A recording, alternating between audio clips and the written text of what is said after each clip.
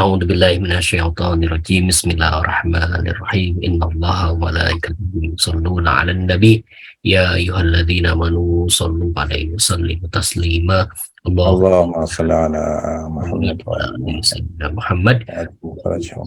سيدنا محمد وعلى آل سيدنا محمد وجل فرجهم ورزقنا في الدنيا زيارتهم وفي الآخرة شفاعتهم إلى ورد النبي المصطفى سيدنا محمد بن عبد الله صلى الله عليه وآله وإلى أهل بيت الطيبين الطاهرين لا سيما بقية الله في أرض وسيدنا فاطمة الزهراء وسيدة نساء العالمين وسيدنا خادجة الكبرى لهم الفاتحة. أعوذ بالله من الشيطان الرجيم. بسم الله الرحمن الرحيم. الحمد لله رب العالمين الرحمن الرحيم مالك يوم الدين إياك نعبد وإياك نستعين اهدنا الصراط المستقيم صراط الذين أنعمت عليهم غير المغضوب عليهم ولا الضالين وإلى جميع إخوان من الأنبياء والمرسلين والصديقين والشهداء والصالحين له خصوصا الله يرحم كهجرة جل استغفر وساتذاتنا وساتذاتنا ومشايخنا ومشايخنا لهم الفاتحة. أعوذ بالله من الشيطان الرجيم. بسم الله الرحمن الرحيم. الحمد لله رب العالمين الرحمن الرحيم. إياك نعبد وإياك نستعين اهدنا الصراط المستقيم صراط الذين أنعمت عليهم غير المغضوب عليهم ولا الضالين وإلى جميع المسلمين والمسلمات والمؤمنين والمؤمنات الأحياء منهم والأموات له خصوصا أباءنا kita sebut nama ayah kita wa ummahatina kita sebut nama ibu kita wa ajdadana wa jaddatina wa hibbana wa aqribana wa jamil wajibati huquqi alaina lahumul fatihah. أعوذ بالله من الشيطان الرجيم. بسم الله الرحمن الرحيم Alhamdulillahi Rabbil Alamin Ar-Rahman Ar-Rahim Maliki Yawmiddin Nasta'in ihdinas siratal mustaqim siratal ladzina an'amta 'alaihim ghairil maghdubi 'alaihim waladdallin. Allahumma inni a'udzu bika min syarril qada wa min darki syaqqa wa min syarril a'da wa min jahdil bala. Allahumma shalli 'ala sayyidina Muhammad wa 'ala ali sayyidina Muhammad. Allahumma kun li walikal hujjat ibn al-Hasan salawatuka 'alaihi wa 'ala abad في هذه الساعة وفي كل ساعة وليا وحافظا وقائدا وناصرا ودليلا وعينا حتى تسكنه وتمتعه فيها طويلا برحمتك يا أرحم الراحمين برحمتك يا رحمن. وصلى الله على رسوله والأئمة الميامين من آله وسلم تسليما كثيرا على النبي وآله صلوات. اللهم صل على سيدنا محمد وآل سيدنا محمد. اللهم صل على سيدنا محمد سيدنا محمد وعجل فرجه. Assalamualaikum warahmatullahi wabarakatuh. Assalamualaikum. Bapak dan Ibu serta kawan-kawan yang hadir dalam kajian LPII yang tema kita hari ini adalah dahulukan akhlak fikih. Alhamdulillah kita sudah memasuki pertemuan yang keempat, artinya pertemuan dengan guru kita untuk sementara sampai pada pertemuan ini. Insya Allah kedepannya kita akan ada lagi, mudah-mudahan umur kita panjang.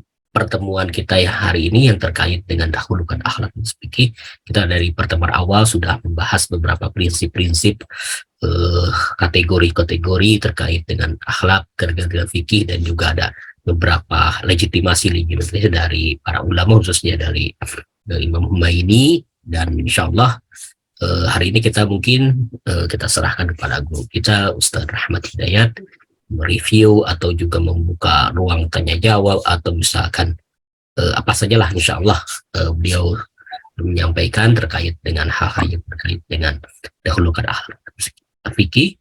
Dan Bapak dan Ibu seperti biasa boleh langsung menyampaikan pertanyaan-pertanyaan, dia bisa lewat chat dulu atau langsung raise hand ya. Ustaz, gimana Ustaz? Insyaallah siap. Ala Nabi wa alihi salawat.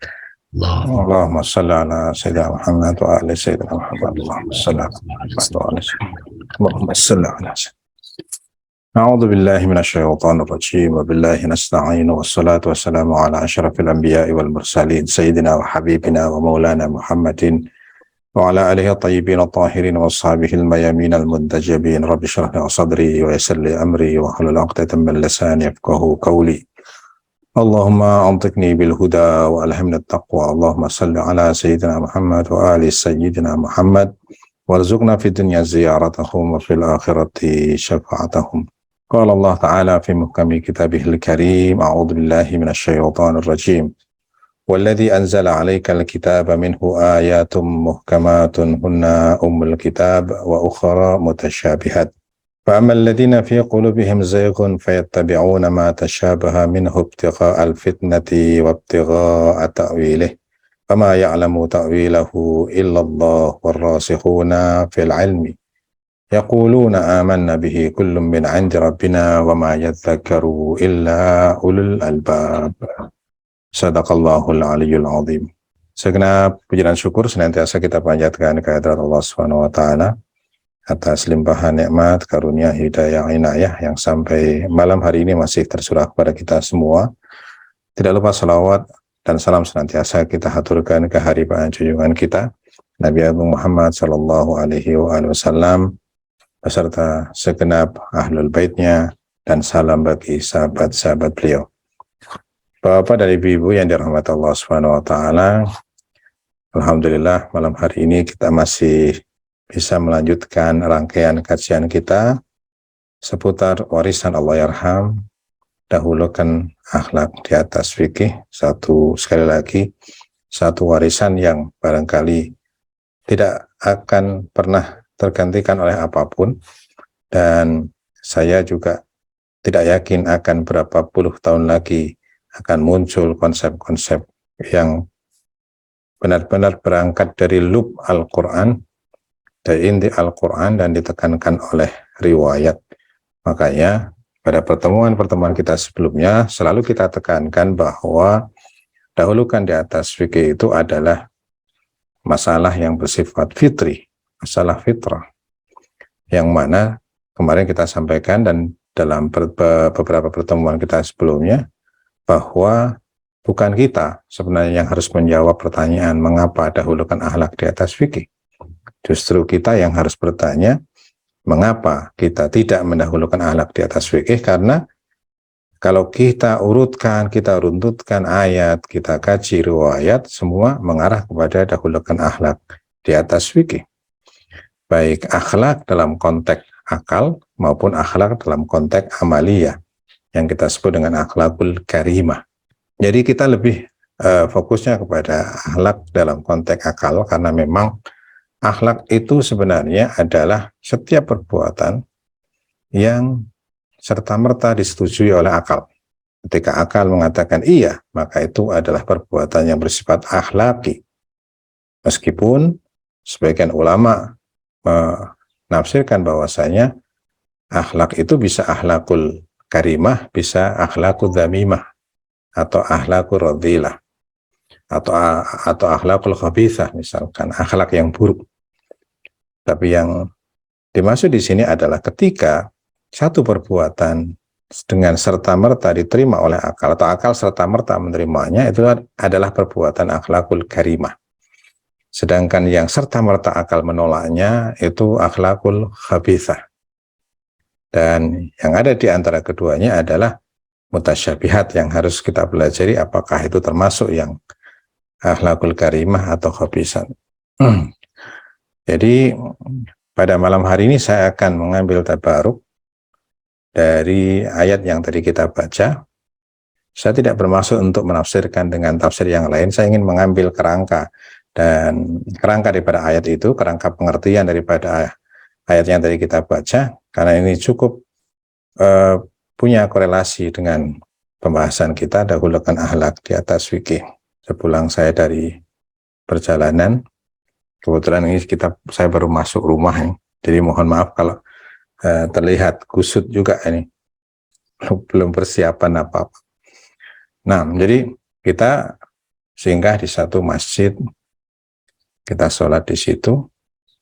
Saya dan keluarga saya itu punya kebiasaan tidak taqiyah dimanapun, dan bahkan seringkali kita sedikit usil untuk mengundang supaya orang bertanya gitu, bertanya kenapa gitu.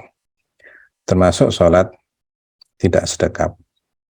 Seorang mendekati saya dan kemudian ia bertanya, atau bukan bertanya, mengingatkan saya bahwa sholat saya ini tidak sah. Karena ternyata dia barangkali melihat saya tidak sedekap misalkan.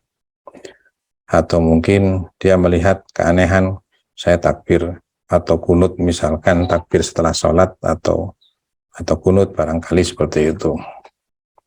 Dan kelihatannya jeratan saya cukup mengena dalam hal ini. Ya datang kemudian mengatakan kenapa sholat begini, harusnya begini dan lain sebagainya. Dan saya bertanya kepada dia, ini seperti deja vu ya, karena saya pernah, ini berkali-kali terjadi kepada saya di beberapa tempat yang berbeda. Orang menegur sholat saya. Saya bilang kepada orang itu, yang pertama terima kasih, saya sudah diingatkan. Jadi antum menganggap saya sebagai saudara. Kalau tidak mungkin antum mengingatkan saya. Yang pertama. Yang kedua, dia dengan bahasa Jawa yang sedemikian rupa. Kemudian saya bilang, kalau boleh tahu, bagaimana Anda ini tahu kalau sholat saya ini salah gitu. Karena saya melihat sholatnya antum tidak sesuai dengan madhab yang madhab yang empat. Oh ya, saya. Yang mana? Yang tidak sesuai dengan madhab yang empat. Antum sholat tidak sedekap, Maliki tidak sedekap, bahkan Syafi'i, Hanafi, Hambali tidak mewajibkan sedekap. Jadi dari mana Anda mengatakan bahwa sholat itu salah ketika tidak sedekap? Padahal tidak ada satupun dari ulama besar fikih madhab 4 yang mewajibkan. Bahkan Maliki memakruhkan. Makruh hukumnya sholat sedekap. Saya tanya lagi, waktu saya sholat, antum melihat saya dari belakang dan antum sedang ngapain gitu. Ya saya sedang sholat. Dan saya bilang, apakah tidak mengurangi keafdalan sholat antum ketika antum sholat dan memperhatikan sholatnya orang lain, tidak memperhatikan tawajuh pada Allah Subhanahu wa Ta'ala. Dan itu terjadi berkali-kali di beberapa tempat. Ya mungkin karena kecenderungan saya memancing itu mungkin ya, barangkali. Jadi sebagian teman bahkan menganggap saya ini cari penyakit gitu. Di saat orang melakukan taqiyah, saya justru seperti itu. Tapi saya yakin dengan apa yang disampaikan oleh Allahyarham, bahwasanya akhlak itu adalah penyelesai dari setiap masalah. Tergantung cara kita saja menyampaikan tentang sesuatu yang bersifat sensitif sehingga tidak terasa sensitif. Baik dari gaya bahasa, ataupun misalkan dengan bahasa daerah, kita menggunakan bahasa daerah yang sopan, menganggap orang lain yang mengingatkan kita itu sebagai orang yang lebih tua dan lebih alim dari kita. Itu barangkali beberapa hal yang sangat diajarkan oleh Allahyarham sehubungan dengan masalah dahulukan akhlak di atas fikih. Nah, kenapa saya kemudian menceritakan kembali kejadian yang berkali-kali saya sampaikan? Karena ada satu riwayat Imam Ali bin Abi Thalib pernah mengatakan kalau kita ini sudah tidak takut neraka, tidak mengharapkan surga dalam setiap ibadah kita, lalu apa yang kita lakukan untuk mewujudkan itu? Untuk mewujudkan kita ini ibadah tidak rakus akan surga dan tidak takut akan neraka, bagaimana kita mewujudkannya? Mewujudkan tidak takut itu, tidak takut neraka dan tidak rakus pada surga. Bagaimana cara kita? Teknisnya gimana gitu? Saya sempat tadi membuka beberapa website lah, ya. Mudah-mudahan saya masih ada ini. Jadi ada riwayat dari Imam Ali bin Abi Thalib alaihissalatu wassalam, "Lau kunna la narju jannatan wala nakhsha naran wala thawaban wala iqaban lakana yanbaghi lana an natluba makarimal akhlaq." Kalau kita sudah tidak rakus kepada surga, Kalau kita sudah tidak takut pada neraka, kita sudah tidak lagi membicarakan mengenai pahala, membicarakan mengenai azab, maka apa yang harus kita lakukan? Yang bagilana an natlub makarimal akhlak, maka tunjukkan itu dengan cara engkau mengejar makarimul akhlak, engkau mengejar kemuliaan akhlak. Fa innaha mimma tadullu ala sabilin najah, karena itulah yang akan menuntunmu kepada jalan keselamatan. Jadi sebenarnya akhlak itu adalah puncak, akhlak karimah puncak. Kalau Imam Ali mengatakan ma'abadtuka khaufan min narik wala tama'an fi jannatik walakin ra'aituka ahlan lil ibadah fa'abadtuk. Ya Allah, aku menghambakan diri kepadamu bukan karena rakus akan surgamu, bukan karena takut akan nerakamu, tapi kulihat engkaulah yang layak untuk menerima penghambaanku, maka aku menghambakan diriku kepadamu. Maka di sini ternyata akhlak adalah puncak daripada segalanya. Di situ sudah tidak ada surga, tidak ada neraka, adanya adalah kemesraan seorang hamba dengan Tuhannya, kedekatan yang tidak akan pernah bisa, bahkan kadang akal sendiri, akal dalam konteks akal logika kita ini tidak mampu untuk menelaahnya. Karena memang ada beberapa ulama yang mensifati apa itu akhlak. Saya akan coba, saya kalau tidak salah tadi sempat juga browsing. Ini saya semuanya dadakan Ustadz, browsing dadakan ini. Santai aja Ustaz, nggak apa-apa. Oh, siap. Tentang definisi akhlak, di dalam kitab Tahdzibul Akhlak, Ibnu Maskaweh itu mendefinisikan akhlak pada kitabnya di halaman 115, Tahdzibul Akhlak ya. Dia mengatakan al-khuluqu halun lin nafsi da'iyah ila af'aliha min ghairi fikrin wala rawiyah. Hada ta'rif 6. Jadi kata Ibnu Maskaweh mengatakan bahwa akhlak adalah kondisi jiwa yang mendorong manusia untuk melakukan sesuatu tanpa berpikir terlebih dahulu, tanpa memikirkan terlebih dahulu, dan itulah yang disebut dengan akhlak. Dari apa yang disampaikan oleh Ibnu Maskaweh ini mencakup 3 hal, barangkali kalau bisa kita kita sebut ini. Yang pertama, al-akhlaq hiya sifatun wa halatun khassah bin nas wa ya ibarah an amrin nafsani. Hadzal amr an-nafsani yadhhar fi af'alil insan wa sulukil insan. Jadi akhlak adalah sifat dan kondisi khusus yang ada pada diri seseorang yang mana menuntun ia untuk melakukan sesuatu.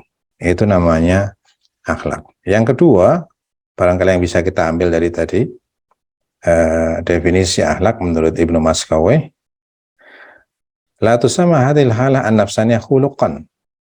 Ini tidak disebut akhlak illa idza kanat malakah rasikhah, kecuali dia sudah melekat menjadi bagian dari nafs dalam diri manusia.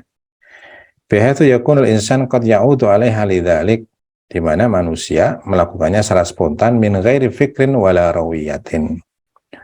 Jadi akhlak itu harus menjadi bagian dari diri kita, bahkan pikiran kita tidak bisa mengimbangi kecepatan refleks spontan daripada akhlak itu. Nah, dan yang barangkali poin yang ketiga, akhlak dalam pengertian seperti ini bisa mencakup akhlak karimah, bisa juga mencakup akhlak dzamimah.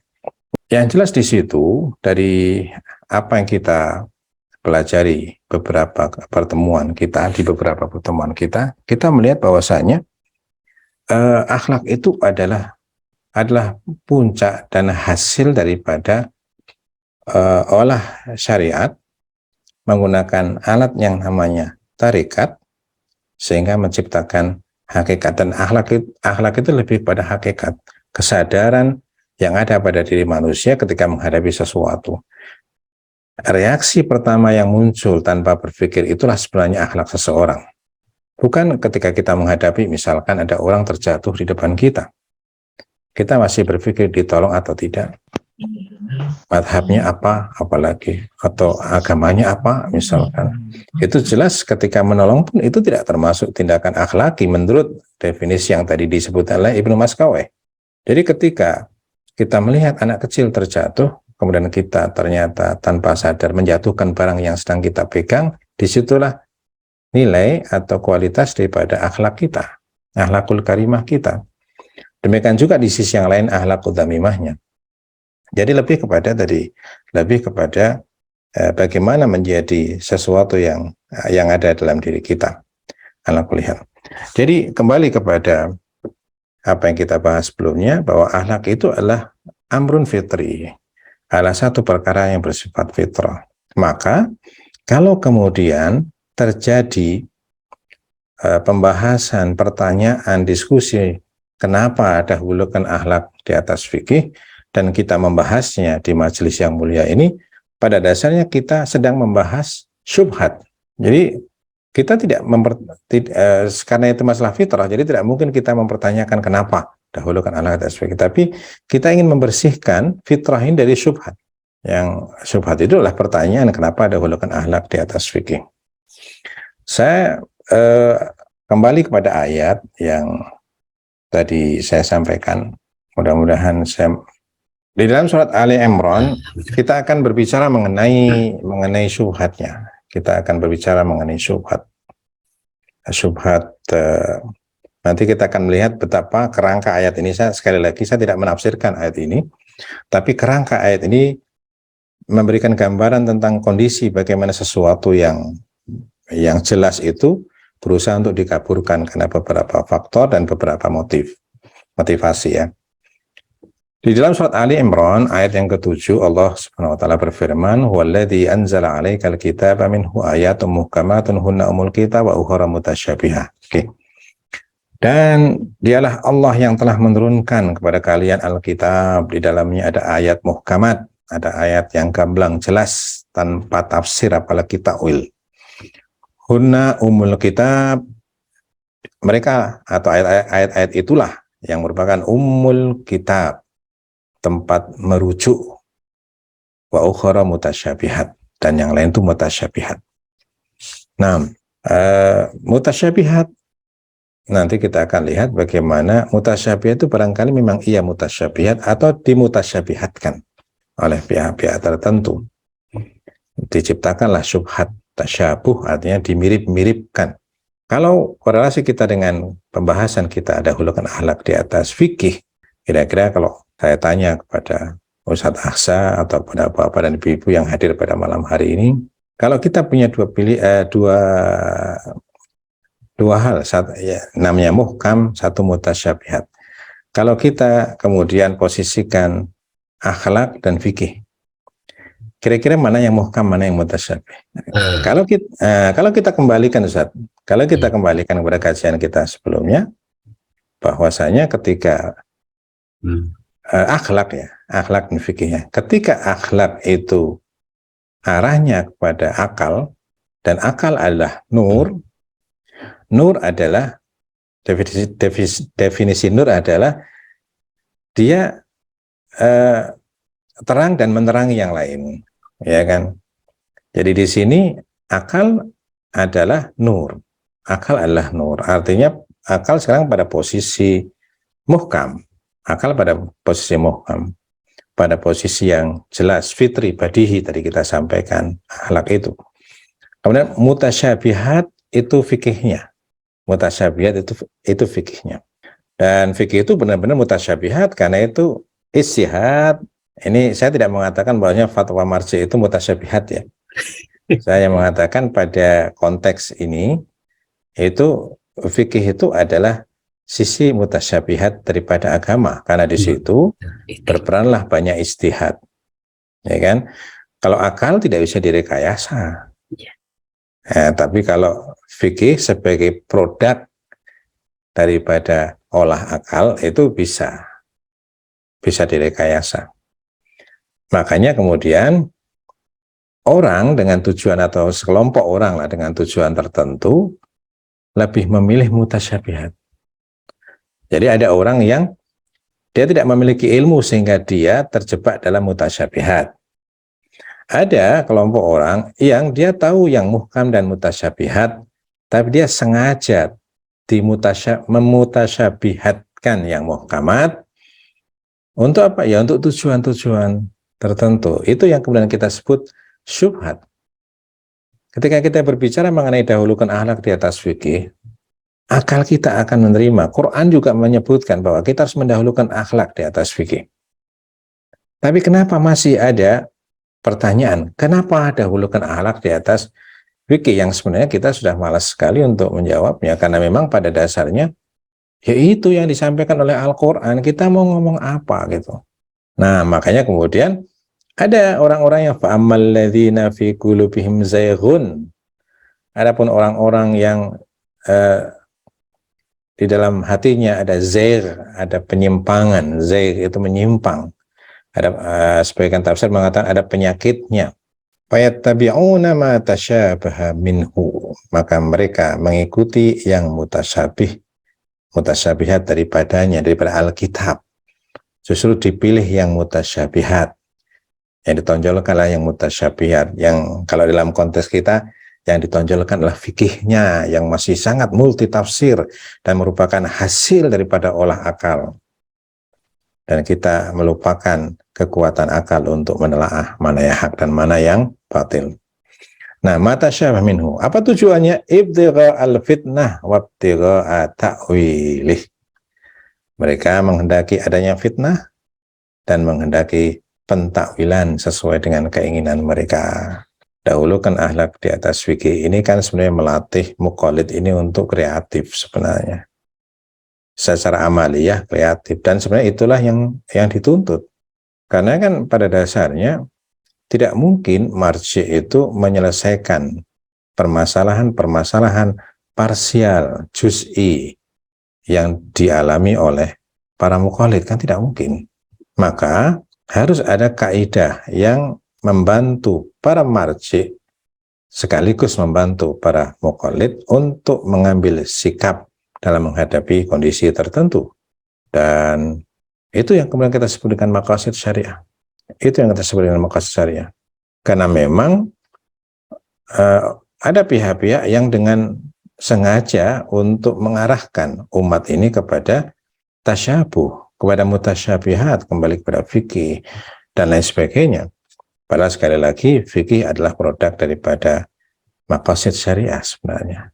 Fikih adalah maqasid, karena memang sebenarnya para marji pun tidak hidup pada zaman Rasulullah. Artinya mereka menggali, beristihad untuk mendapatkan itu. Nah, yang jadi masalah adalah yang di dalam hati mereka ada penyimpangan ini, yang berusaha untuk mentasyabuhkan. Banyak perkara-perkara yang wadih, perkara-perkara yang jelas, perkara-perkara yang badihi, itu menjadi tidak badihi karena syubhat. Dan syubhat itu bisa berbagai macam. Misalkan syubhat yang ditembakkan kepada orang-orang awam, misalkan untuk membingungkan mereka. Misalkan 1 tambah 1 sama dengan berapa? Atau 1 bagi 2. 1 bagi 2 sama dengan setengah. Benarkah? Lalu diambillah kertas 1 kemudian disobek. 1 bagi 2 jadinya 2, bukan setengah. Untuk membingungkan audien bingung, wah sebenarnya yang berarti setengah apa 2? Antara i'tibari dan hakikinya itu menjadi kabur. Itu contoh kecil sajalah dari bagaimana syubhat itu bermain dalam otak kita. Misalkan kalau kita lihat kalau kita lihat Cak Lontong misalkan ya, itu kan ketika mengatakan kalau orang bisu minta makan gimana, dengan ngasih tanda seperti orang mau makan. Minta minum gimana, kalau orang buta minta gunting gimana. Lalu padahal orang buta tinggal bilang saja karena dia tidak bisu. Itu di otak manusia itu sebenarnya sangat punya keterbatasan untuk melakukan siksak dalam berpikir itu seringkali tergopoh-gopoh, Ustaz. Jadi dia masih belum move on daripada orang bisu, padahal yang dibicarakan sudah orang buta. Itu sebagai contoh bagaimana syubhat itu akan sangat mudah mempermainkan otak-otak awam seperti kita. Seperti kita itu sangat mudah dipermainkan.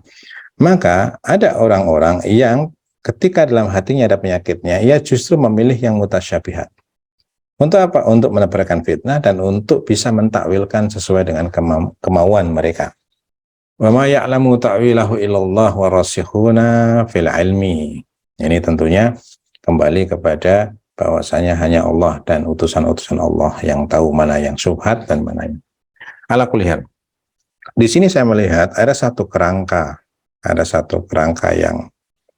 yang sama ya, ada satu kerangka yang sama antara ayat ini dengan kondisi masyarakat kita sehubungan dengan dahulukan akhlak di atas fikih.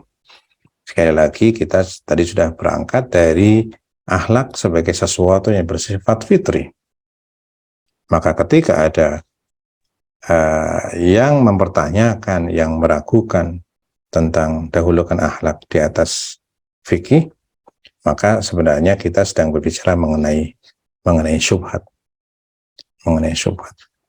Dan silahkan antum melihat di dalam Al-Quran, antum melihat dalam ayat dan riwayat, itu kan kalau dahulukan akhlak di atas fikih, kemudian menjadi viral pembicaraan di kalangan kita ini, itu lebih kepada manqola, bukan maqola, lebih kepada manqola. Jadi ya nggak perlu dibahas kalau manqola, kata kita, karena kita harus melihat undur maqola, wala tandur manqola, itu supaya kita lebih adil di dalam kita memahami sesuatu. Jadi seperti itu Ustaz, kira-kira kondisi masyarakat kita sehubungan dengan hal itu. Fikih itu seringkali ditonjolkan oleh sebagian orang kepada masyarakat, yang ditonjolkan sedemikian rupa karena kemudahan untuk diistihadkan. Jadi para ulama atau para ustadz yang kemudian mengemas fikih sebagai komoditas itu sangat mudah. Saya itu sering kali melihat bahwa ustadz yang bermadzhab Syafi'i kadang tidak berfatwa fikih dengan Syafi'i, kadang dengan ijtihadnya sendiri. Ya, misalkan kalau orang misalkan belum siap untuk melakukan sholat 5 waktu, ya 1 waktu dulu nggak apa-apa, misalkan, dan lain sebagainya. Dan dengan entengnya beberapa fikih itu yang saya tahu sendiri bahwa Syafi'i tidak mengatakan itu, dan mereka sebut kata Imam Syafi'i. Gitu, masalahnya seperti itu. Jadi itu dan sangat mudah untuk memperdaya jamaah untuk meyakini, karena jamaah tidak punya kemampuan untuk menyelidik gitu loh. Menyelidik itu.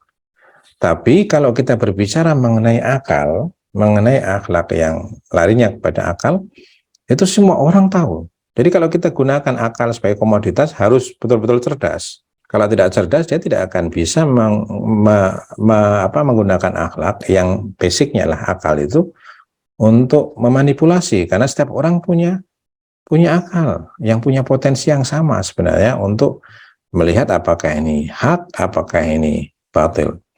Jadi mereka sengaja memilih yang mutasyabihat, mereka memilih yang sangat-sangat multi tafsir, yang bukan hanya multi, ya, jadi bebas untuk tafsir. Tafsirnya itu unlimited, gitu ya.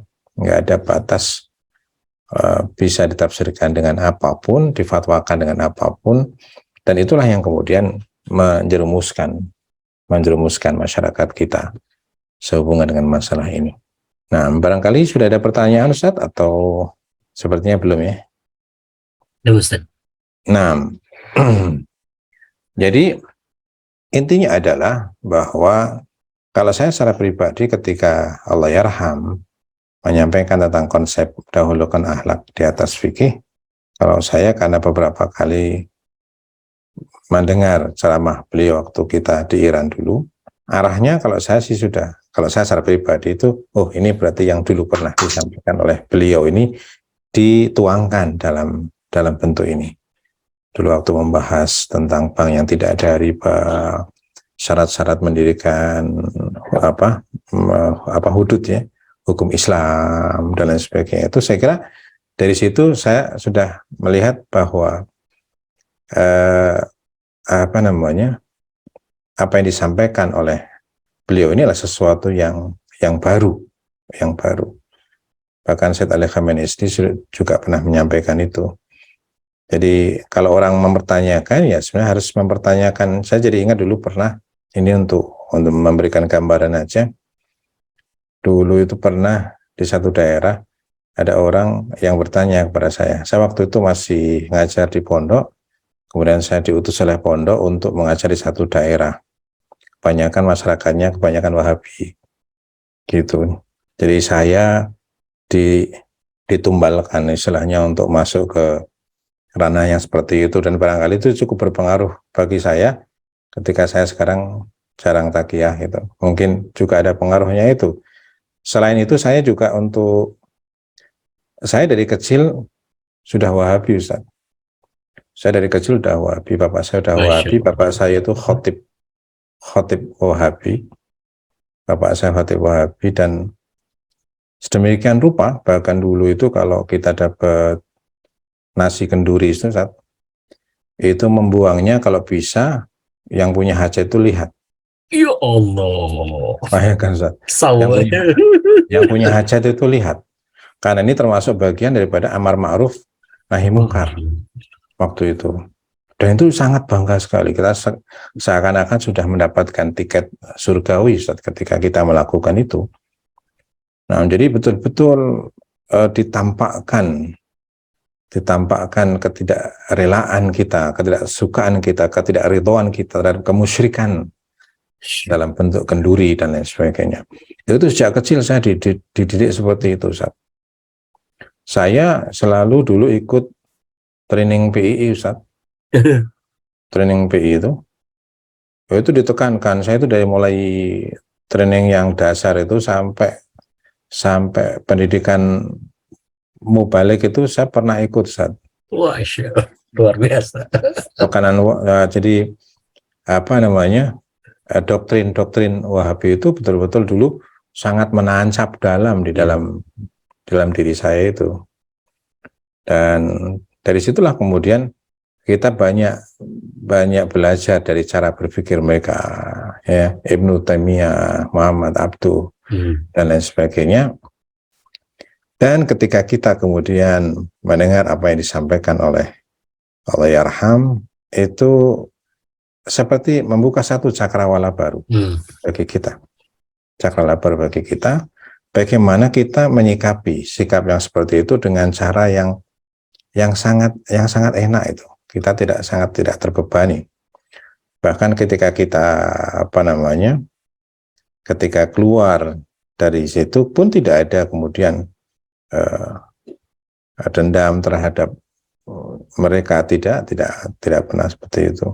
Karena itu bagaimanapun itu merupakan modal dan perjalanan sirah saya sampai kepada Ahlul Bait.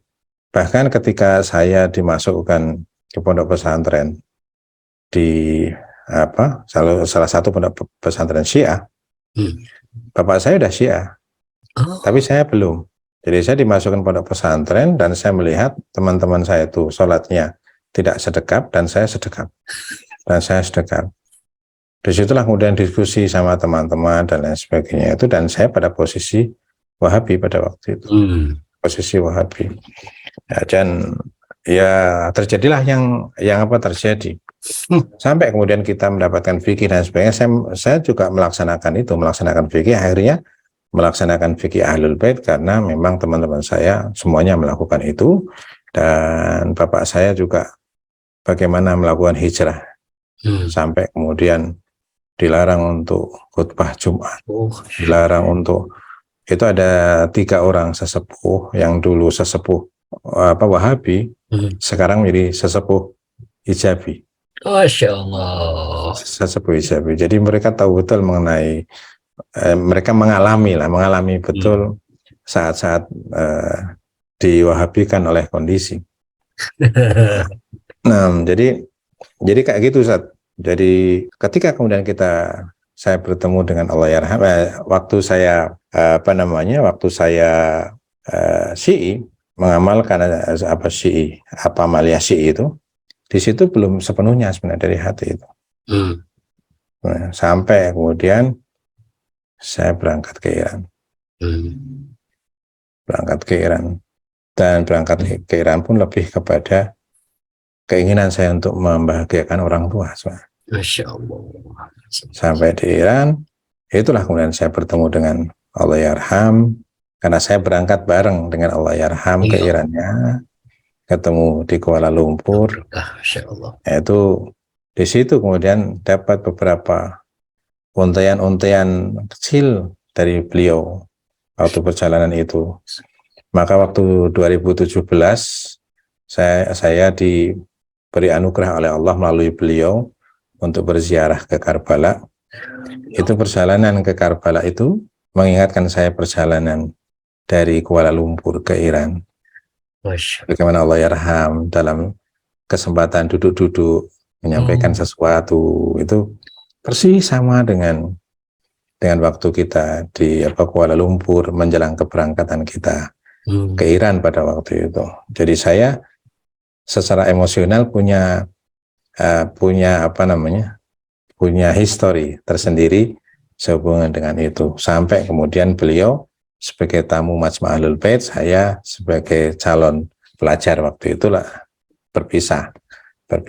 Kemudian baru setelah beberapa saat kemudian, beberapa tahun kemudian, Ustaz Jalal kan sempat tinggal juga di Iran. Di situ beliau sempat menyampaikan beberapa hal. Jadi kalau pertemuan intensif saya tidak punya dengan beliau. Tapi beberapa pertemuan itu cukup memberikan warna kepada saya. Yang warna itu kok, kalau waktu itu saya bilang, kok nyeleneh gitu loh. Nyeleneh. Dalam artian kita kan waktu itu memang, karena mungkin faktor usia kita juga, itu sangat fikih minded. Sangat fikih minded. Dan fikih minded itu sampai pada sikap was-was. Ketika kita melaksanakan fikih, sah enggak ya, dan lain sebagainya itu. Sampai kemudian saya mendengar beberapa ceramah Allah Yarham. Di situ saya seperti menemukan solusi, terus terang saya menemukan solusi untuk kegelisahan saya, terutama masalah was-was dan lain sebagainya. Bahwa agama itu adalah penafsiran terhadap firman Tuhan. Misalkan, maka kita dituntut untuk bekerja keras untuk menggali sekuat tenaga kita, tapi kita tidak berkewajiban untuk menemukan. Diwajibkan untuk mencari, tapi tidak diwajibkan untuk menemukan. Tapi Allah SWT menilai usaha kita, bukan temuan kita. Maka ketika kita menemukan sesuatu, tidak pernah kita mengklaim bahwasanya itu adalah temuan puncak atau temuan final dan lain sebagainya. Dan itu cukup memberikan terapi psikis bagi saya dalam menjalankan agama ini, menjalankan mazhab Ahlul Bait alaihi wassalatu wassalam. Jadi ya tadi seperti kata Imam Ali, sabilun najat itu, akhlak itu adalah jalan yang menyelamatkan. Kita menjadi merasakan rahmatan lil alaminnya Islam. Kita merasakan rahman rahimnya Allah. Kita merasakan kemesraan antara hamba dengan Tuhannya dan lain sebagainya. Saya jadi iri itu waktu pernah satu saat kita ada Maulid Nabi.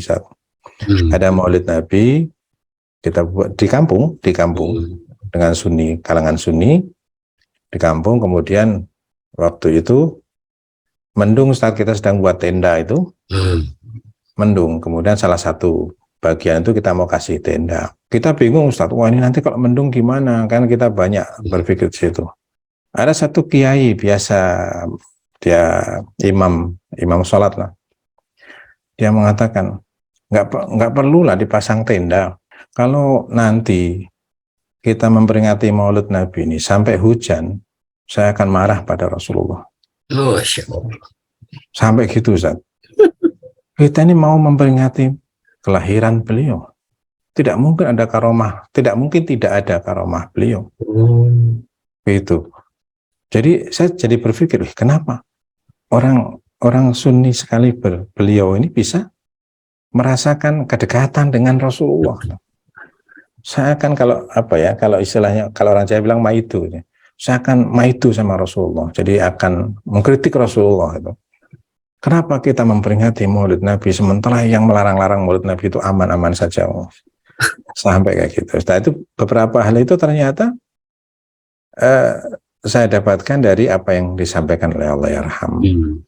Dan saya tidak tahu apakah cerita ini mewakili atau tidak, tapi saya ini sebagai cerita pribadi merasakan seperti itu. Makanya kemudian saya sejak awal memang sangat mengidolakan Allahyarham. Jadi ada orang yang mengatakan kenapa alumnikum kok mengikuti Allahyarham gitu. Karena biasanya alumnikum larinya agak ke satu sisi gitu. Jadi kalau saya sih tidak. Saya harus merasakan Islam itu sebagai rahmatan lil alamin, paling enggak untuk diri saya, untuk keluarga saya. Tidak ada beban di dalam Islam, la ikraha fiddin, juga la yukallifullahu nafsan illa wus'aha. Itu benar-benar kita rasakan. Saya kira itu saat untuk mukadimahnya. Kayaknya ada beberapa pertanyaan ya. Oke, baik dari Pak Yusuf Ali nih Ustaz. Menyimak cerita Ustadz di awal tadi, saya menyimpulkan bahwa mendahulukan akhlak di atas pikir tidak lantas menghilangkan atau menyembunyikan identitas atau keaslian pendapat atau fikih kita sendiri. Sekilas mirip dengan kebiasaan teman-teman Persis atau Muhammadiyah misalnya. Ketika sholat subuh berjamaah dengan NU pun mereka tetap tidak kunut, atau ketika ada tahlilan tidak hadir tapi masih mau terima nasi berkat tahlilannya. Oke, silakan komentari dulu. Itu barangkali betul Pak, itu mungkin betul juga, mungkin karena basic saya dulu mungkin ya, basic saya dulu mungkin Muhammadiyah. Nah, jadi kalau sekarang sikapnya mirip Persis ya, mohon dimaklumi.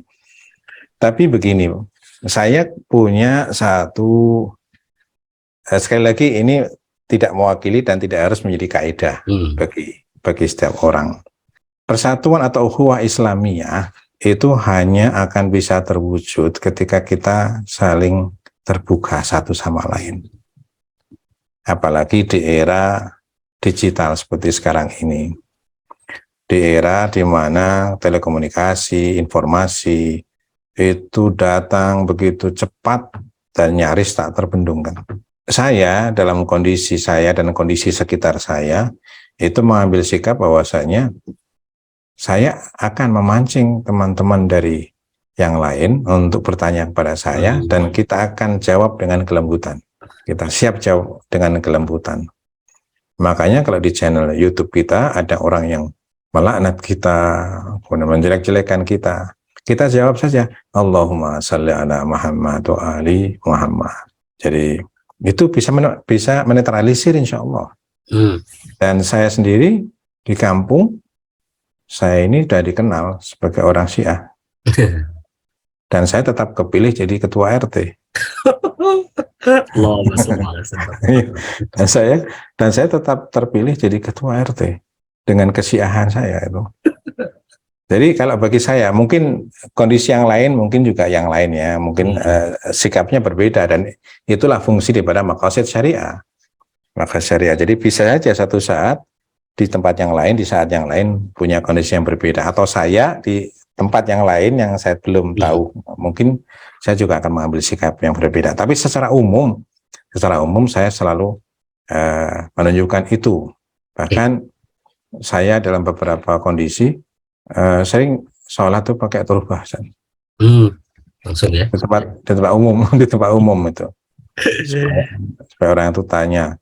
Ya memang kalau kita lihat beresiko juga, tapi saya lihat selama resikonya bukan agama, bukan resiko ke keyakinan dan nama Ahlul Bait, saya sih tidak mengapa untuk kemudian orang terpancing untuk bertanya kepada saya dan lain sebagainya. Karena kalau kita kadang seringkali begini, kalau kita membuat satu majelis pertemuan itu seringkali di majelis itu kita baik, tapi di luar belum tentu. Nah, kita ingin apa? Ada keterbukaan di antara kita untuk ukhuwah Islamiyah ini antara Sunni dan Syi'i, bahwasanya keduanya tidak ada masalah. Silahkan yang menggunakan konsep Khulafaur Rasyidin, konsep syura silahkan. Yang menggunakan konsep keyakinan akan Khalifah Samawi Ahlul Bait, fadhol silahkan gitu. Dan kita, kalau saya lebih kepada kita harus menjelaskan kepada mereka apa sih sebenarnya ajaran Ahlul Bait itu. Apakah seperti yang disebutkan di website anti Syiah itu yang selalu berdarah-darah dan lain sebagainya itu, atau gimana gitu. Nah, jadi itu pengalaman saya dan tidak mewakili dan tidak menjadi kaidah di dalam pelaksanaan fikih. Mungkin bisa berbeda di tempat yang lain. Ustaz, ini ada dari Pak Tahir ini mungkin terkait juga yang tadi dengan sikap antum Ustaz. Setahu saya Allahyarham dimanapun salat bersama yang lain maka ia ikut yang mayoritas. Apakah itu bagian dari takiyah atau implementasi dahulukan akhlak di atas fikih? Ya, kalau dulu kita mengatakan takiyah. Kita menyebutnya takiyah. Meskipun namanya tetap takiyah, karena takiyah ini menjaga persatuan juga takiyah, menjaga diri juga takiyah, menjaga nama juga takiyah. Wakoyaki, dia kata wakoyaki, itu hanya menjaga. Maka orang muttaqi itu adalah orang yang terjaga. Nah, tapi sekarang sudah menjadi manqul kalau dalam diri saya itu. Namanya bukan takiyah, tapi dahulukan akhlak di atas fikih. Ya. Jadi saya sekarang tidak menggunakan kata takiyah, saya gunakan dahulukan akhlak di atas fikih. Itu bagi saya sangat luar biasa. Itu pun sudah memberikan nilai akhlaki dalam penyampaian kita ya. Oh, ini namanya takiyah. Oh, bukan, didahulukan akhlak di atas fikih namanya. Nah, jadi kita punya istilah sendiri sekarang. Hijabi punya istilah sendiri untuk takiyah, yaitu dahulukan akhlak di atas fikih. Nah, jadi kalau ditanya apakah itu takiyah atau implementasi dahulukan akhlak di atas fikih, nah bisa aja takiyah, bisa juga kedua-duanya. Bisa implementasi dahulukan akhlak di atas fikih kalau tadi kita sampaikan. Nah, jadi kalau misalkan Allahyarham sholat, kemudian sholat beliau sama dengan mayoritas yang ada pada waktu itu, tentunya suatu saat pun saya pasti akan berada pada posisi seperti beliau juga ketika kita berada di masyarakat yang sudah sedemikian santun, sudah sedemikian tertata dengan kesunnian mereka, ya kan? Kan tidak mungkin kita kemudian membuat onar dengan cara kita menunjukkan dan lain sebagainya. Saya saat itu barangkali akan dahulukan akhlak di atas fikih dengan cara saya sholat seperti saat mereka.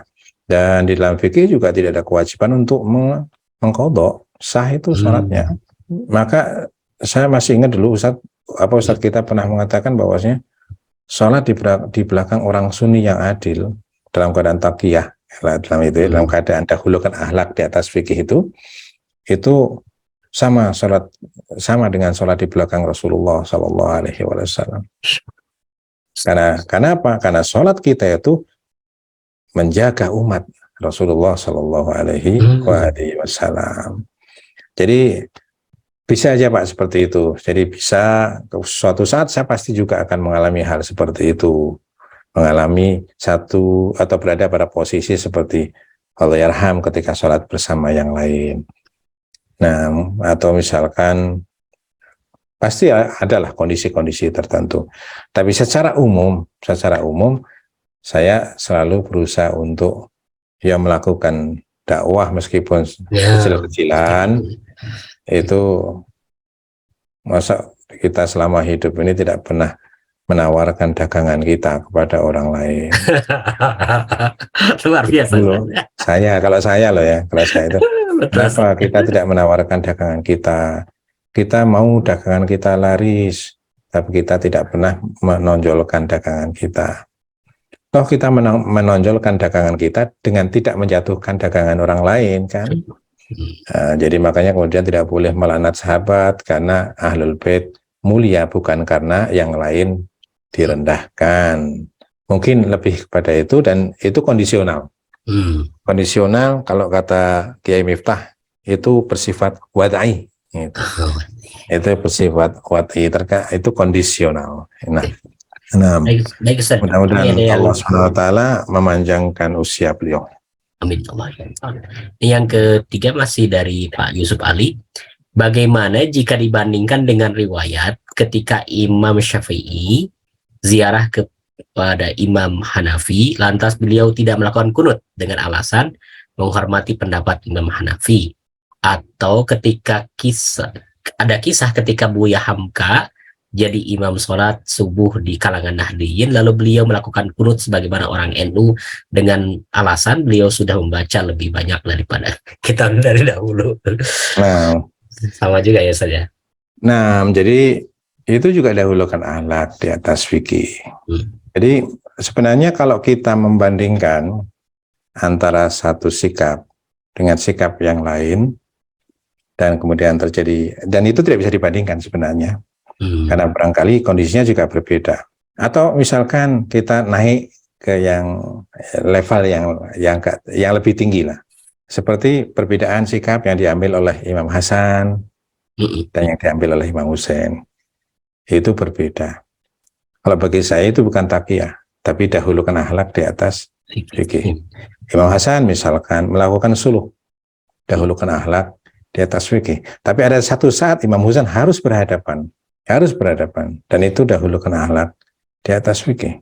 Jadi kalau tadi dicontohkan ada misalkan Imam Syafi'i ziarah ke Imam Hanafi kemudian tidak kunut untuk menghormati para pengikut Hanafi, atau kisah Buya Hamka sholat subuh di kalangan Nahdliyin beliau tidak melakukan kunut. Itu sebenarnya sudah dicontohkan dengan sangat santunnya oleh para ulama kita, ulama dan sesepuh kita. Bahkan saya lebih melihat seperti Buya Hamka kan guru bangsa kita juga. Itu dahulukan akhlak di atas fikih, itu yang sangat kental kita temukan di dalam amaliyah mereka. Tapi sekali lagi itu nanti kelihatan kondisinya. Kalau kalau saya barangkali punya kondisi yang berbeda dengan Ustadz Aksa misalkan, atau mungkin Ustadz Aksa setiap gerakannya itu tertata dan termanage dengan baik, sementara saya itu lebih cenderung gerusa-gerusuh misalkan. Boleh jadi seperti itu. Kita melihat, saya sih melihat pada tadi itu kondisi. Dan kita pernah berbicara juga dengan beberapa ustadz sehubungan dengan hal ini. Dan ini sekali lagi bukan kaidah yang kemudian bisa diterapkan, ini lebih kepada pengalaman saya yang berada pada satu kondisi tertentu yang mungkin tidak terjadi pada bapak dan ibu-ibu. Tapi intinya bahwa saya dahulukan akhlak di atas fikih bisa berbagai macam bentuk sesuai dengan kondisi kita. Tapi tetap itu dahulukan akhlak di atas fikih. Kalaupun saya memancing orang untuk bertanya, saya punya tanggung jawab untuk menyampaikan secara dahulukan akhlak di atas fikih. Jadi jangan sampai kemudian kita suka memancing orang. Saya sering Ustadz, ini pengalaman saja. Ada orang yang saya tidak kenal datang ke rumah saya, katanya mau debat masalah Syiah. Saya bilang, ini ceritanya gimana? Ternyata ada ikhwan kita yang debat dengan dia dan tidak bisa menjawab. Lalu kalau ingin lengkap silahkan berkunjung ke Ustadz Rahmat. Jadi kita sering dapat transfer, Ustadz. Transfer problem itu sering Ustadz. Sering. Jadi saya sering ditumbalkan nih oleh sering itu saat orang datang kemudian saya mau diskusi dengan antum itu. Masalah mut'ah misalkan. Oh iya, masalah dan sebagainya. Loh, ini gimana ceritanya ini kok bisa langsung? Oh, saya kemarin diskusi dengan si fulan, ternyata beliau dianya menyarankan, merekomendasikan saya untuk bertemu dengan antum sebagai ustadznya. Bayangkan Ustadz, hanya kita yang sering dapat transferan tak terduga itu. Jadi kalau misalkan kita ini, ya kalau kita mau memancing orang, ya kita harus punya persiapan, minimal persiapan akhlak dan juga jawaban atas kemungkinan pertanyaan. Tetap pada koridor, dahulukan akhlak di atas fikih itu. Gitu, Ustaz. Silakan Bapak dan Ibu, masih ada waktu nih buat diskusi. Silakan kalau ada yang masih, kalau mau terbuka langsung juga silakan. Raise hand. Ini kita waktu sampai jam berapa, Ustaz? Kita sampai jam 9 barangkali, Ustaz. Siap. Gitu. Siap. Fi khidmatikum. Insyaallah. Implementasinya ya Ustaz ya, implementasi terkait dengan dahulukan akhlak dan fikih itu sebenarnya lebih pada itu ya, pada pertimbangan pada kitanya, personalitas kita ya. Ya, dan maaf Ustaz, saya tambahkan sedikit.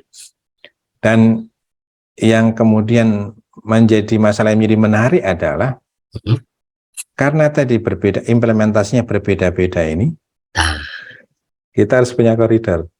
Nah itu Ustaz, ada standarnya itu nanti. Ya, kita harus punya standar. Nah, tadi itu standarnya adalah maqasid syariah. Jadi selama, kalau misalkan saya berada di lingkungan Wahabi yang keras misalkan, ya saya nggak boleh. Artinya hifdzun nafs, menjaga diri, hifdzul mal, itu semuanya adalah. Jadi sudah jelas semua, sudah ada koridornya. Ya, sudah kemudian ada dahulukan akhlak di atas fikih itu satu koridor yang lebih luas lagi. Kemudian pada implementasinya juga ada koridor yaitu maqasid syariah, hifdzun nafs, hifdzul mal, hifdzul ahl dan sebagainya. Kembali kepada bagaimana kita mengolah dakwah kita kepada orang lain gitu. Iya, berarti tampaknya kita harus banyak belajar lagi nih sama antum Ustaz. Allah. Implementasi Ustaz. Jangan Ustaz. Allah. Oke. Sambil menunggu Ustaz, nih saya ada surat At-Taubah ayat 122 itu Ustaz yang terkait dengan liyatafaqahu fid dini. Nah itu. Itu di sana ada batasan tidak Ustaz? Memperdalam. Sebenarnya kan tafakuh itu sendiri sebenarnya kan meraih kelayakan dan keahlian untuk ilmu tertentu. Jadi lihat tafakuh bukan fikih sebenarnya. Bukan ya. Jadi kan sebenarnya fakih itu sebenarnya terjadi manqul Ustaz. Ada pergeseran makna bahwa fakih itu tafakuh fiddin itu yang mendalami agama. Bukan hanya fikihnya, tapi mendalami segalanya yang berhubungan dengan agama. Nah, mendalami agama itu kemudian bergeser kata tafakuh atau fikih atau fakih orangnya itu atau fuqaha jamaknya bergeser menjadi makna yang lebih khusus yaitu fikih, ilmu fikih. Orang yang ahli dalam ilmu fikih. Tafakuh itu hanya ya thalabul ilm, mendalami, tapi tafakuh lebih bermakna mendalami. Setiap orang dia tafakuh fiddin. Bahkan makna mendalami itu dikuatkan oleh ayat itu sendiri yang mengatakan falaula nafarum min kulli firqatin minhum ta'ifatun. Jadi harus ada sekelompok orang yang kalau memang tidak bisa belajar mengirimkan orang untuk tafakuh fiddin. Waliyundiru qaumahum idza raja'u, dan kembali kepada kaumnya untuk memberikan indar, memberikan peringatan. Itu menunjukkan tafakuh hanya mendalami, bukan hanya mengetahui. Mendalami untuk kemudian ditularkan kepada yang tidak mampu untuk belajar. Jadi tafakuh lebih kepada mendalami, mempelajari secara mendalam. Itu bisa spesialisasi ya saja. Gimana Ustaz? Bisa spesialisasi itu ya nanti maknanya. Iya, bisa juga spesialisasi, tapi di sini masuk dalam kayak ismul jins lah. Artinya bisa aja bermacam-macam, spesifikasi tertentu, spesialisasi tertentu. Tapi di situ apapun usaha untuk mendalami agama dari aspek manapun itu disebut tafakuh. Tafakuh fiddin. Tafakuh fiddin. Nah, ini sudah ada ini dari Pak Tahir lagi. Bagi mereka yang menjalankan takiyah, bagaimana cara mereka menyampaikan ajaran AB sementara mereka selalu menjalankan takiyah? Itu sebenarnya tadi yang kita bicarakan. Jadi bagi yang menjalankan takiyah, gimana cara mereka menyampaikan ajaran Ahlul Bait sementara mereka selalu menjalankan takiyah gitu. Atau barangkali mereka mengajarkan Ahlul Bait sebagai madhab takiyah. Saya kira kalau bagaimana menyampaikan ajaran Ahlul Bait melalui takiyah itu akan lebih bisa kita bayangkan dakwah dengan takiyah itu ketika kita rubah kata takiyah itu menjadi dahulukan akhlak di atas fikih. Itu akan lebih terasa nuansa dakwahnya lebih terasa. Jadi ketika kita sholat bersama mereka, yang saya yakin banyak lah orang yang sebenarnya sudah tahu siapa kita, mereka akan mengatakan dia Syiah tapi mau berbaur dengan kita, itu sudah dakwah. Dia Syiah tapi dan lain sebagainya. Karena kayaknya sulit juga untuk orang tidak tahu kalau kita ini Syiah. Saya termasuk orang yang kesulitan tuh. Karena kebetulan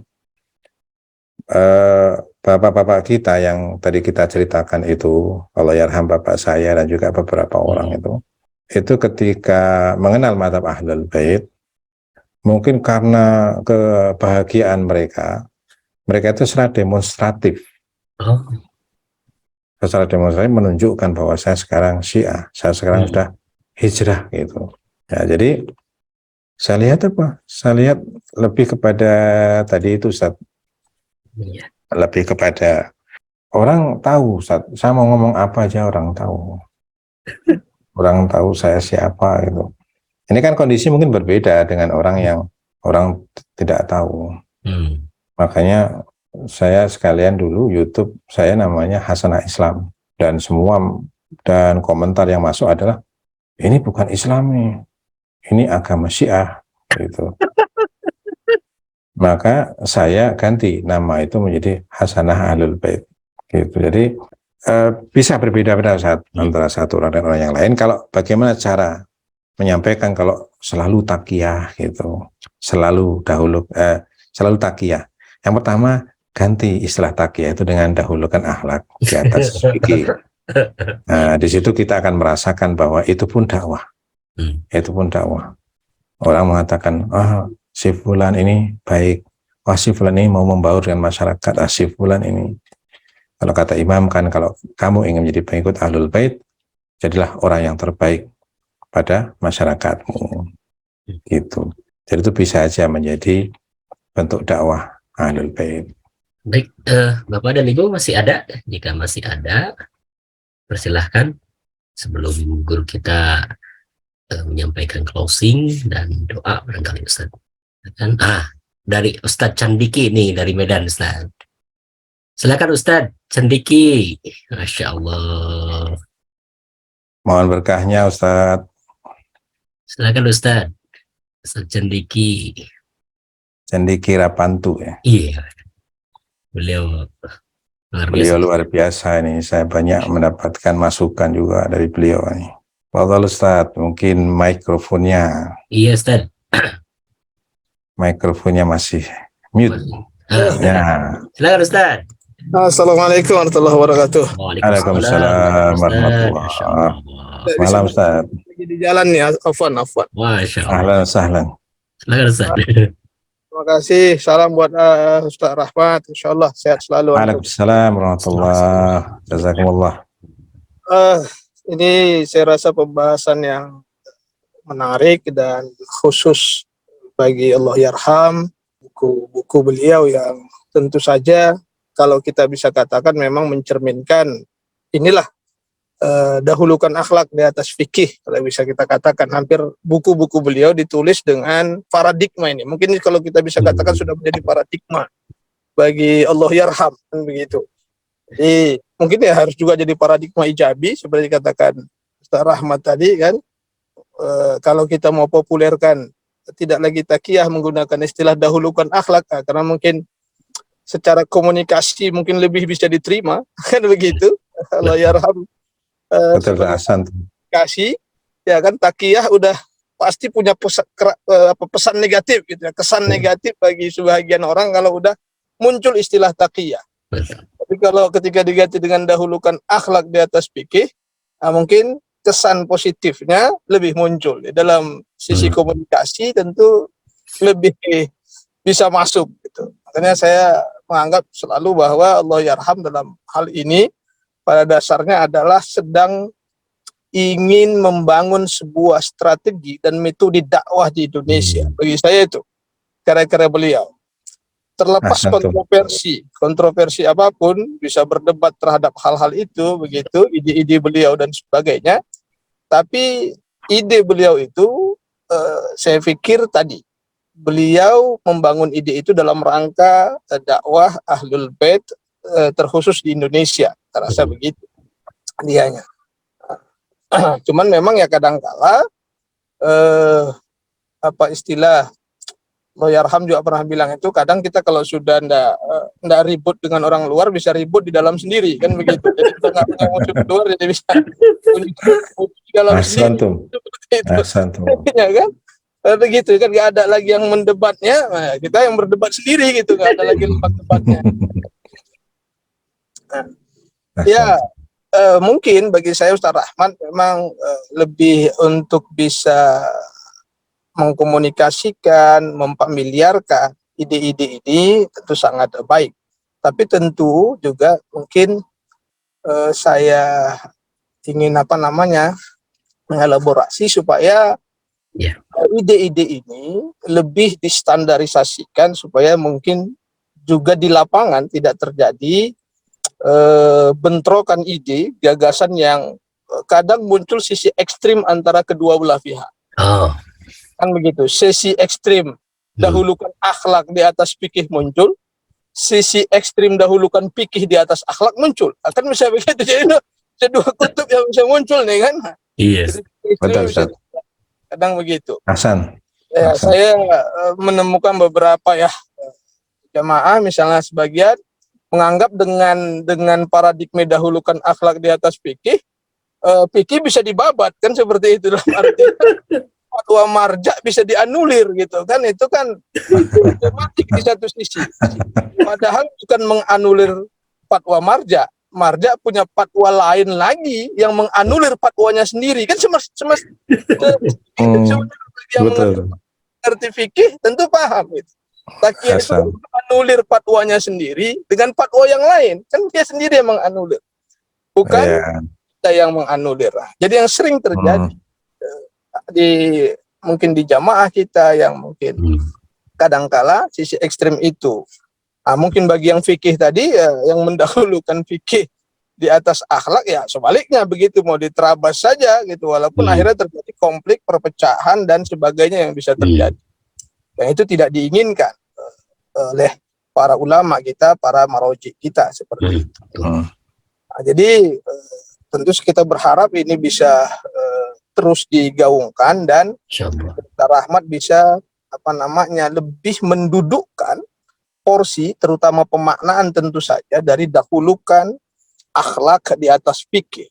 Makna dahulukan ini dalam makna apa supaya tidak terjadi ekstrim tadi yang terjadi. Itu yang harus juga kita jaga. Kadangkala itu terjadi dan sering terjadi, bisa jadi, dan kita tidak ingin dalam tanda petik kita ini ingin jadi amal jariah, ilmu jariahnya Allah yarham itu, bukan menjadi keburukan jariah kan begitu, yang orang salah menafsirkan atau paling tidak salah mengimplementasikan apa yang diinginkan oleh Allah yarham. Ini yang kita tidak inginkan sama sekali tentu saja. Kita ingin ini jadi ilmu, ini amal jariah beliau, yang insya Allah terus mengalir pahalanya dengan mempopulerkannya, dengan membawa ide-ide ini ke lapangan dengan implementasi yang lebih konkret tentu saja dan tidak menabrak aturan-aturan yang ada tentu saja. Dan saya rasa itu karena beliau ya saya juga beberapa kali mungkin seringlah mungkin beberapa kali bertemu dengan Allah Yarham dan selalu berdiskusi berbagai hal kan termasuk strategi-strategi metode dakwah itu sendiri kan begitu. Jadi saya rasa itu Ustaz Rahmat karena kalau kita membaca buku Ustaz Jalal ini mungkin sejak terbitan pertama saya sudah membacanya ini kan ini bukan yang merah ini, yang merah ini terbitan berikutnya dulu masih yang kuning gitu ya. Dianya itu sebenarnya kan kalau kita melihat secara umum Ustaz Jalal juga sebenarnya memberikan contoh-contoh fikih dengan fikih. Cuman mana fikih yang lebih dalam tanda petik akhlaki mungkin begitu kita katakan dengan fikih yang lain. Nah, itu kan sehingga kesan sebenarnya dahulukan akhlak di atas fikih sekali lagi bukanlah kesan memberangus fikih. Sebagian kalangan kan menganggap ini memberangus fikih. Seolah-olah Ustaz Jalal melonggarkan fikih dan sebagainya. Seperti kita bilang tadi lah, sholat dengan ulama sunni, boleh enggak? Boleh. Dalam fatwa fikihnya begitu. Tapi kita lebih memajukan dimensi akhlak dalam hal ini daripada menyampaikan fatwa fikihnya. Kan itu sebenarnya supaya apa? Terbentuk kebersamaan dalam metode dakwah. Daripada kita mengatakan, oh ini dalam fatwa marja kita begini, itu kalangan sendiri oke. Tapi ketika kita berhubungan dengan realitas yang lebih luas, dengan masyarakat yang lebih luas, tentu fikih yang bersifat kita tadi, sebenarnya juga fikih, tapi kita luaskan dengan makna akhlak tadi, kan seperti itu. Karena, tapi tidak tahu lah mungkin Ustaz Rahmat Hidayat punya pikiran, apakah ada dalam pandangan Allah Yarham, fikih ansikh, yang bertentangan dengan akhlak ansih kan begitu, akhlak yang memang bukan bagian dari fikih dan fikih bukan bagian dari akhlak itu yang kemudian saling bertabrakan kan begitu. Tapi saya pribadi sih saya rasa itu sulit untuk ditemukan seperti itu dianya. Karena kan kalau kita dalam studi umumnya ya kalau akhlak ya sifat batin, fikih sifat lahir begitu. Tapi bukan berarti sifat batin itu juga tidak dibahas dalam fikih kan tidak juga begitu. Walaupun tentu dalam beberapa hal fikih melegalkannya dalam makna tidak sampai membatalkan ria misalnya ria tentu saja sifat akhlak sifat batin dianya. Nah, tetapi dalam sholat kan tidak juga membatalkan sholat kalau kita dalam konteks batal. Tapi bukan berarti fikih membolehkan ria kan seperti itu. Tapi konteks tertentu dia tidak membatalkan. Tapi bukan berarti fikih membolehkan, berarti boleh dong ria, kan keliru. Tidak membatalkan bukan berarti boleh, kan begitu. Sama dengan boleh bukan sesuatu yang wajib. Kan kadang menempatkan posisi itu. Jadi saya rasa kita semua ingin menjadikan ini sebuah paradigma yang bagus, tapi tentu saja ini sekali lagi saya anggap sebagian dari metode kita, strategi kita dalam dakwah, terutama tentu saja dengan saudara kita Ahlus Sunnah wal Jamaah dalam konteks ini begitu. Dan sekali lagi kita ingin katakan prinsip atau paradigma ini bukanlah perlawanan kan begitu. Kalau dalam mantik ini bukanlah kontradiktif kan begitu, pendahulukannya bukanlah suatu yang bersifat saling bertentangan antaranya. Tetapi seiring sejalan memiliki titik-titik temu yang banyak dan bahkan berdiri dalam sebuah paradigma Islam itu sendiri. Jadi persatuan lah kita katakan begitu, yang mana fikih yang mempersatukan dalam konteks ini dan mana fikih yang lebih memecahkan kita kan begitu. Itu saya rasa. Jadi saya rasa ke depannya mungkin Ustadz Rahmat dan kita semualah, tanggung jawab kita semua juga mengimplementasikannya dan tentu saja mendudukkan persoalan dahulukan akhlak di atas fikih ini supaya menjadi bagian dari ilmu dan amal jariah Allah Yarham Ustadz Jalal guru kita semua ini. Amin. Amin ya Rabb. Kita hadiahkan selawat untuk beliau. Saya rasa itu Ustadz sebagai masukan atau komentar sedikit dan mungkin tambahan-tambahan kita untuk kedepannya lah, studi-studi, kajian-kajian ke depan. Demikian saja, terima kasih banyak untuk semuanya. Assalamualaikum. Syukran Ustaz, Terima kasih jazakumullah. Ustaz, terima kasih. Masya Allah, luar biasa. Wah, luar Silakan biasa. Ustaz direspon dulu sekaligus closing statement.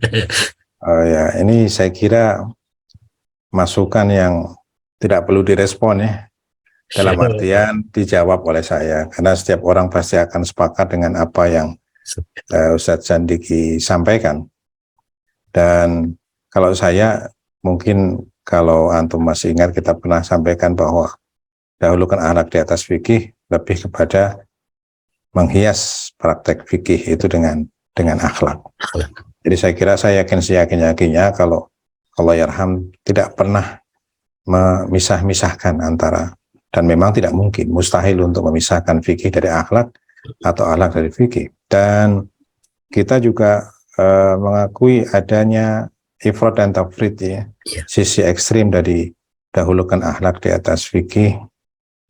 Saya pernah, satu orang sampaikan kepada saya bahwa saya ini mendapatkan makanan dari anak saya, tapi makanan ini tidak boleh dimakan menurut madhab saya.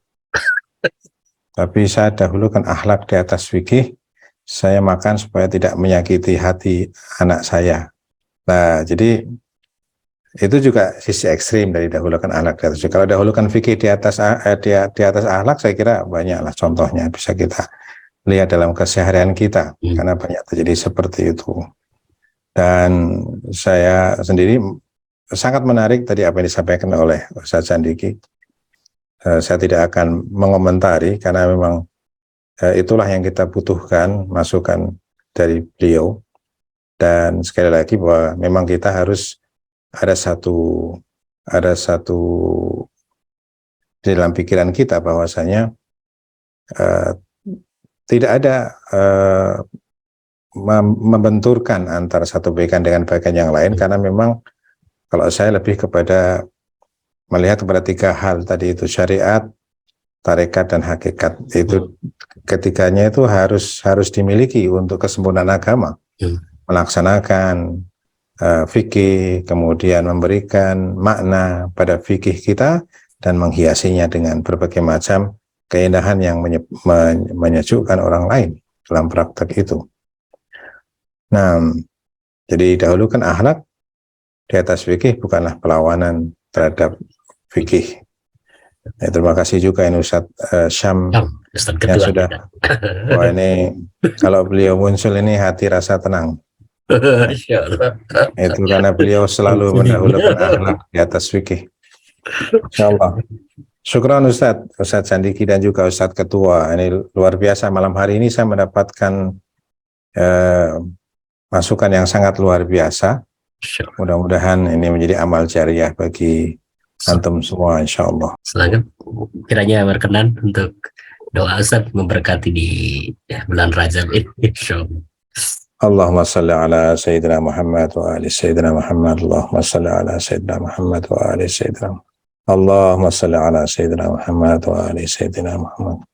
Allahumma biismika wa biismi nabiyyika wa biismi ahli nabiyyik ij'alna min ummatin tastahiqu thawabaka, tastahiqu rahmataka, tastahiqu maghfirataka. Allahumma ya Allah ya Rahman ya Rahim, irhamna birahmatikal wasi'ah. Allahumma ighfir lana dhunubana kullaha fa innahu la yaghfiru dhunuba kullaha illa anta. Allahumma la tada' lana dhanban illa ghafartah, wa la hamman illa farajtah, wa la saqaman illa syafaitah. Allahumma ij'alna wa auladana wa ahlana wa dhurriyyatana min ahli syafaati Muhammadin wa ali Muhammad. Allahumma ij'alna min ahli syafaatihim yawma nalqaq. Allahumma ya Allah ya Rahman ya Rahim ya Arhamar Rahimin.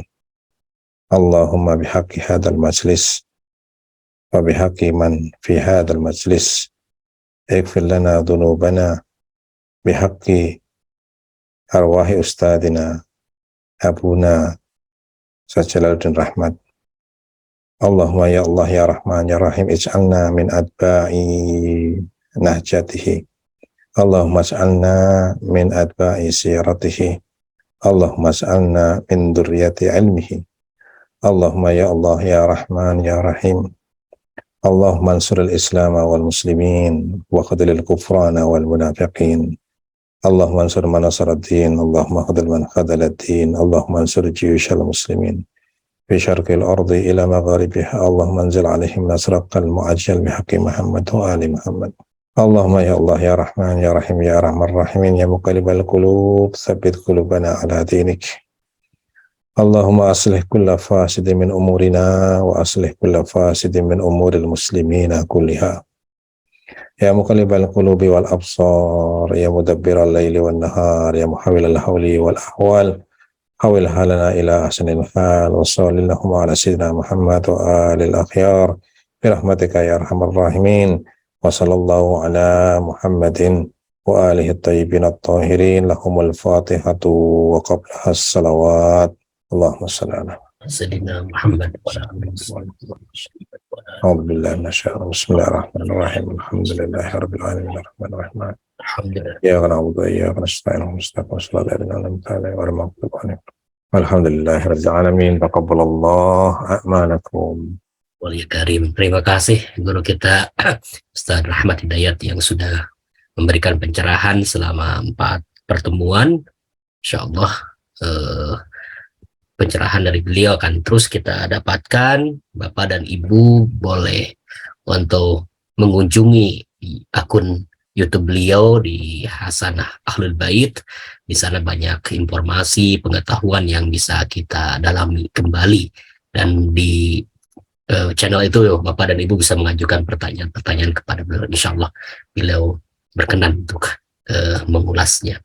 Terima kasih Bapak Ibu semuanya. Terima kasih yang sudah bergabung pada malam ini. Khususan terima kasih guru kita Ustaz Rahmat Hidayat yang sudah betul-betul meluangkan waktu. Terima kasih Ustaz. Kita akan tutup semua dengan bacaan yang diajarkan Allah Yarham, surat Hud ayat 88. Bismillahirrahmanirrahim. Wa ma taufiqi illa billah alaihi tawakkaltu wa ilaihi unib. Assalamualaikum warahmatullahi wabarakatuh.